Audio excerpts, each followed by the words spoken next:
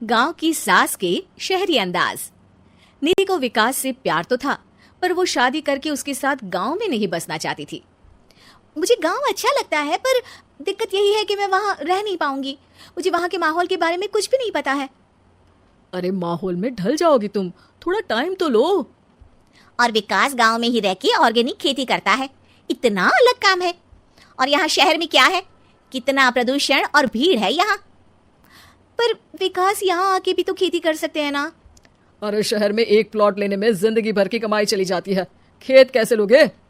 सोच ले निधि, विकास गांव का है, वहीं उसका काम भी है।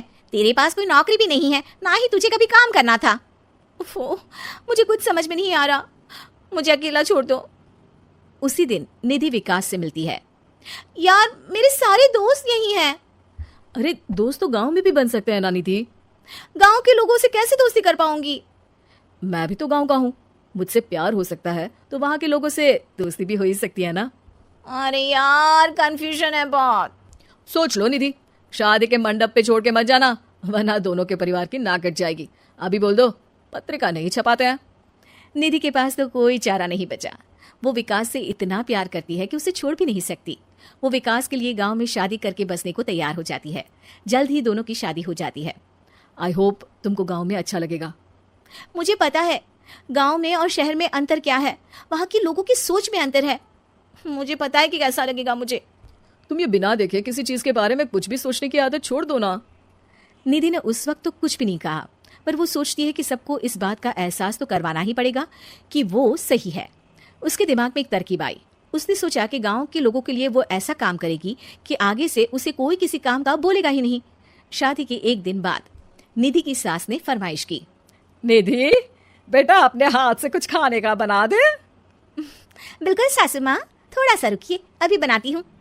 ये सही मौका था निधि के पास ये बताने का कि गांव के लोगों और उसके रहन सहन में कितना अंतर है।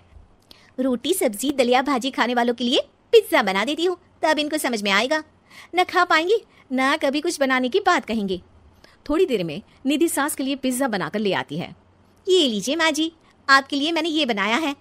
इसे हम शहर में पिज्जा कहते हैं, है ना बेटा? है? आपको कैसे पता कि इसे पिज्जा कहते हैं? अरे पिज्जा को पिज्जा नहीं बोलेंगे तो क्या फ्रेंच फ्राइज कहेंगे? गांव की सास से ये सारी बातें सुन के बहू चौंक जाती है, लेकिन सास एक और ऐसी बात कहती है कि बहू जिसकी उम्मीद ही नहीं कर रही होती है। बहू, इस पिज्जा के ऊपर ओरेगानो मिला दे और थोड़ा चिली फ्लेक्स, मजा आ जाएगा। माँ जी, गांव में रह के भी आपको ये सब कैसे पता है? अरे यूट्यूब टीवी सब खबर रखते हैं हम भी। इंटरनेट है जहाँ, जानकारी है वहाँ। अरे वाह माँ जी।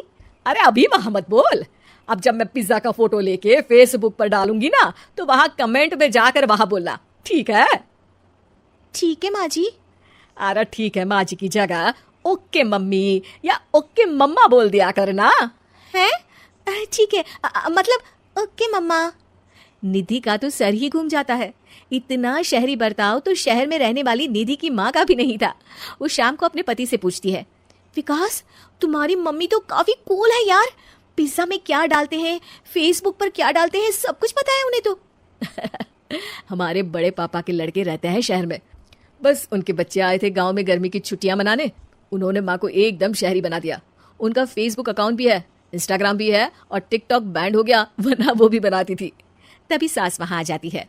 अरे निधि, मैं तुझे टैग नहीं कर पा रही हूँ, जरा मेरी फ्रेंड रिक्वेस्ट एक्सेप्ट तो कर दे। निधि की गांव को लेकर जो राय थी वो अपनी सासू माँ को देख के बिल्कुल बदल जाती है। और अब निधि भी सोशल मीडिया पे अपनी सास के साथ लाइव आती है और कमेंट बाजी भी करती है, ताकि सबको पता चले कि गांव में रह के भी उसका जीवन शहर जैसा ही है और उसके आसपास के लोगों के अंदाज भी एकदम शहरी है।